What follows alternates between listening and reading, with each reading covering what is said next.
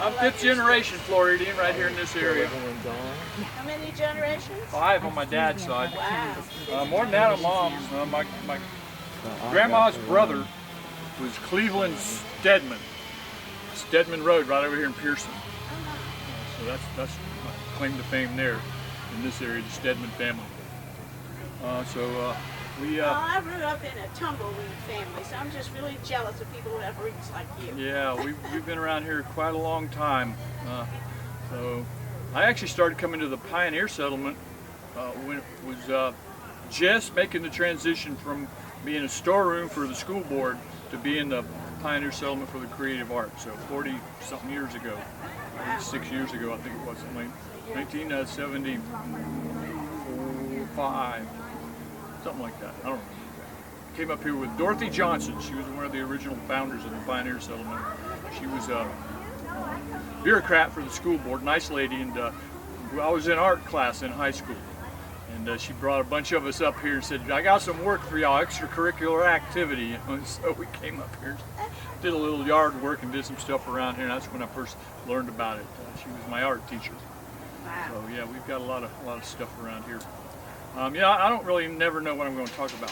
You probably have realized that, Mary Lee. I realize that. It's always a mystery, and it's always... There's some world-class tale tellers here, some folks telling stories that are just phenomenal. I'm not that guy. That's why you're great, because we like all kinds of stories. I never know really until I get right here what I'm going to talk about. And so what I'm going to start talking about is something that just fell into my lap, literally, more or less, this thing right here. Y'all see that right there? See that? Is it a dime? See it? A penny? Oh, a silver penny? It's a silver penny. It's zinc. A zinc penny. Zinc. See that? Zinc penny. I have a whole bunch of them. So this was laying in my camp right over there at the Moonshine Camp on the ground, and I've been setting up there for years and never seen it there before, but it was laying just right, just enough of it exposed just now that the sun hit it and it glinted in my eye, and I said, what the heck is that? You know, and I reached down there. There's a story on the ground. I picked it up and I said, well, I'm just going to start talking about that right there, you know, finding out what I knew a lot about these already, and like you, I've had them before. I had penny collections when I was a kid and all that. And these were issued in World War II because copper was very scarce during World War II. A lot of things were rationed during World War II. Copper was used to make weaponry. It was used for the primers in all the shells. All the centerfire cartridges used a copper primer. It was used also in wiring and stuff like that for the ships and for the communications and telephones of the day and all of that. So copper was very scarce and valuable. So it wasn't worth making them out of copper. A penny made out of copper was worth more in its weight of copper than it was actually worth as a penny. So the government started issuing zinc pennies instead of copper pennies. And there's a few of them still around. There's some folks that have a whole bunch of them. Hoarders. And there's just some people that have never seen them anywhere. It's like old tools. You know, I like old tools. So I've got a lot of turpentine tools. That's one of the things, one of my passions is the turpentine industry in Florida, which was the biggest industry in the state of Florida at one time.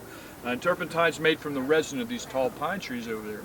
So I'm constantly looking for tools that were used in the turpentine industry, and they're getting more and more and more scarce every day. You can't hardly find them. And I like to tell people, you know, when I'm looking for them, you know, I'll pay you for them. I'm not asking for a gift. I'll be glad to pay them. But the collectors that I deal with, normally they just look at me with a blank stare, because some of them, they've never even seen them. Well, I used to see those everywhere. And indeed, I did too. Now you can't find them anywhere. And I like to tell people that some people have collected them all, and somewhere there's a garage with a box full of turpentine tools just waiting for some old guy to die. And his wife doesn't give a hoot or even know what they are. They're all going to hit the market at one time, and I want to be that guy standing there with a pocket full of money when it does. So far I haven't seen that. These pennies are the same thing for penny collectors. You know, they want those pennies. Now I don't know how much. It's probably not very valuable. I don't know how much they are nowadays. I haven't looked them up. I'm gonna go home and look it up. It's a 1943 zinc penny. I found this in my camp just before I came over here, laying on the ground. These folks were over at my camp earlier, so I know them. Yeah, so yeah, it was just laying there, and they made them out of zinc during World War II because copper was very scarce. You know, so a lot of things were a big push for recycling. A lot of iron pots disappeared in World War II because they needed them for shipbuilding and for planes, and aluminum. You can't hardly find anything aluminum pre-World War II because it all went to the war effort, World War II.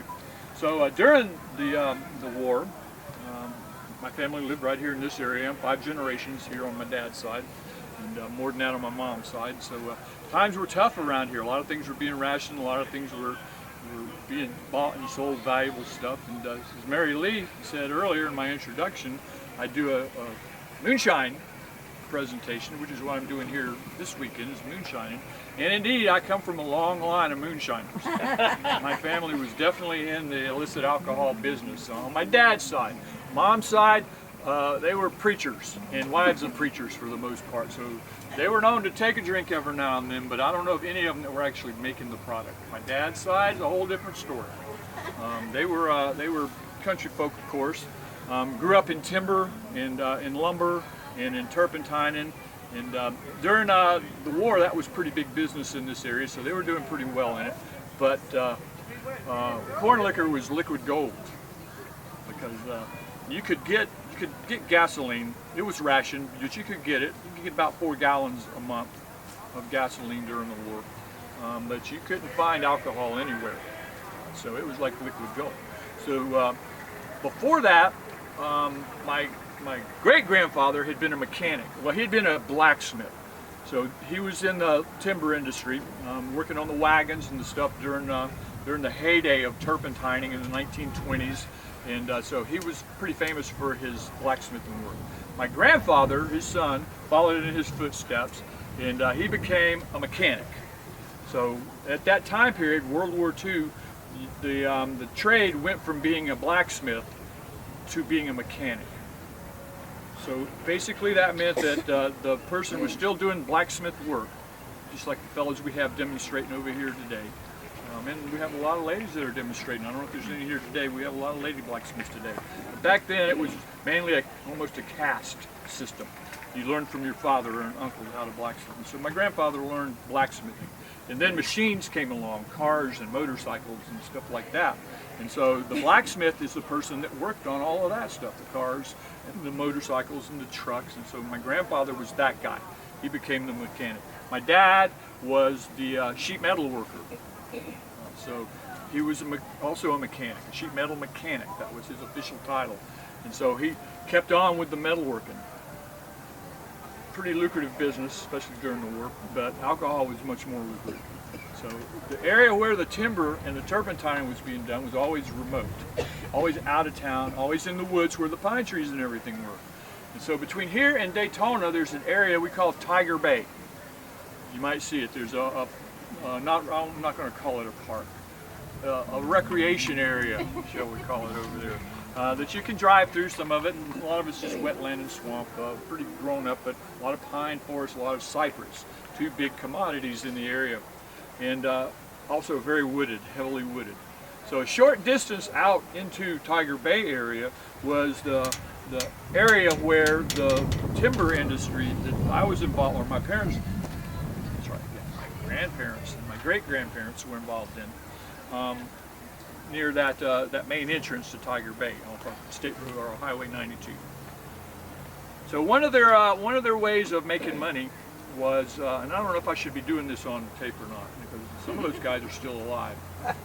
Are you joking? But I'm going to do it anyway. What's the worst that can happen, right? I'll put it on YouTube. If they lock them up, then that's, I guess, that's part of their retirement plan in the end. So they get free room and board and medical care. All right, so.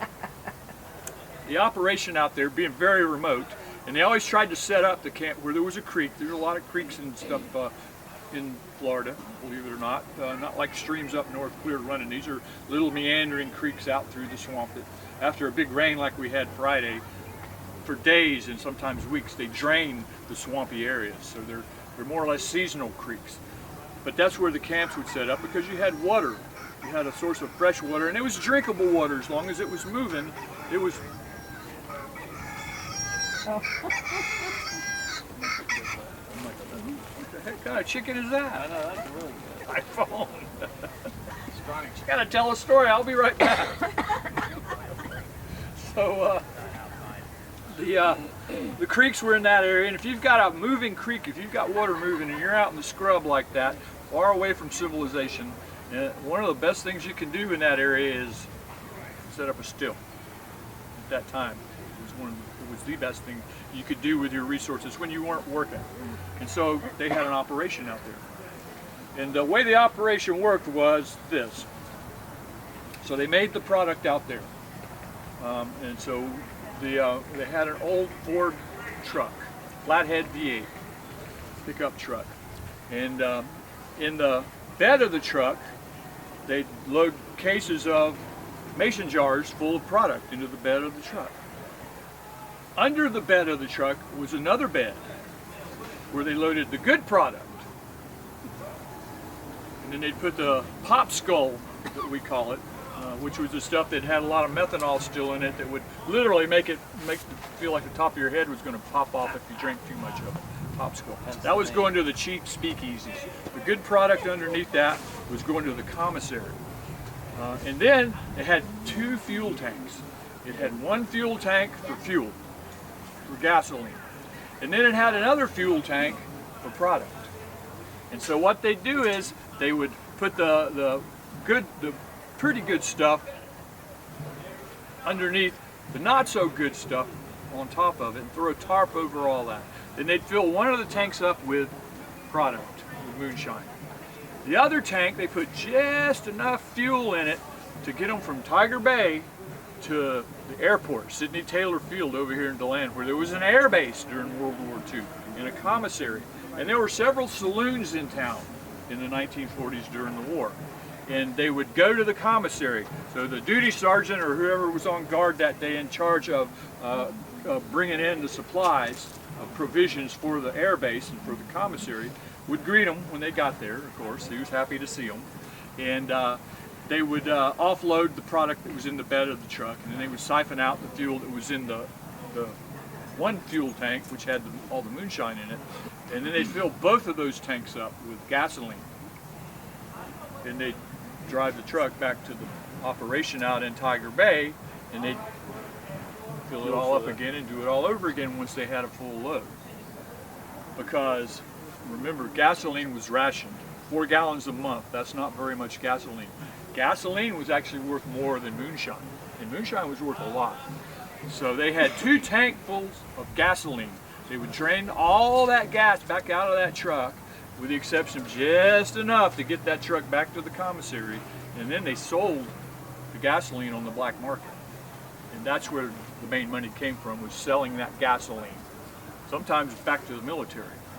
But often it was just they had people waiting in line, waiting for the gasoline, because you didn't have to have a coupon book. That's how it was rationed at that time. Now the reason they stacked it in the bed of the truck, the way they did, they put the good stuff on the bottom under the wood that they put on top of that, and then they piled the pop skull on top of that, and they threw a tarp over it, was because if the sheriff got wind that they were making a run, and even though they had a flathead V8 in that old Ford truck, which could really move, a lot of times they couldn't necessarily outrun that sheriff. When he caught up with them, he'd confiscate whatever he found. And all he would find would be that pop skull on the top. And so he'd confiscate all that. And then he'd get in the newspaper and rewarded, moonshine operation busted, and these guys would spend a couple of nights in jail before they'd get bonded out, and then they'd end up back out in the woods again, collecting turpentine, pine resin, or cutting lumber and making moonshine. So that went on pretty much through the whole World War II era.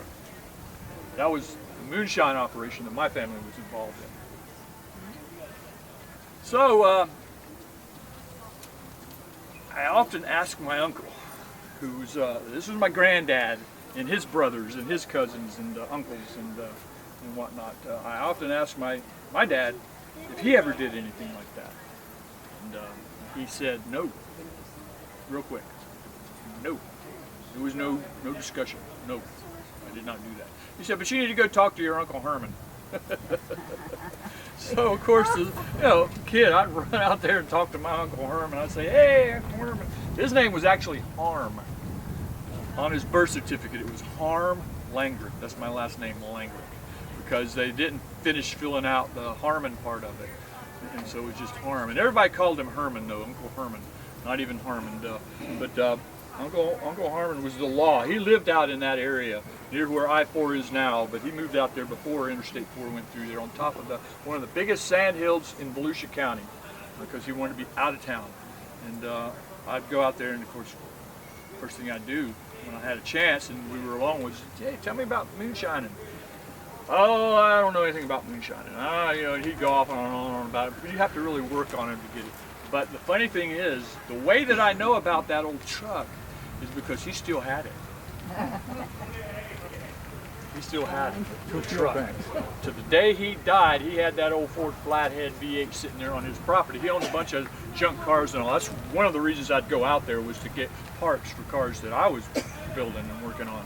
But yeah, he had, and of course, once you quizzed him about it enough, he said, "Come on over here." And I mean, I probably saw a tour of that truck about 50 times in my life, because he would always start talking about his dad and uncles and all that, and he'd have to take us over there and show us that old truck and show us how it worked. And it's got 2 fuel tanks. I'll never remember. Oh, the bed comes out. We had those multiple times. He died just a couple of years ago. He was almost 90 years old when he passed away. He lived longer than any of his other siblings that I know of. I think I've got one aunt somewhere in South Carolina who's still alive, but I haven't seen her in years. But he loved talking about that stuff, but you had to kind of really spark that interest in him to start talking about it. But once he started, he's a lot like me. He wouldn't shut up. He'd just keep right on talking and talking. That was on my dad's side of the family.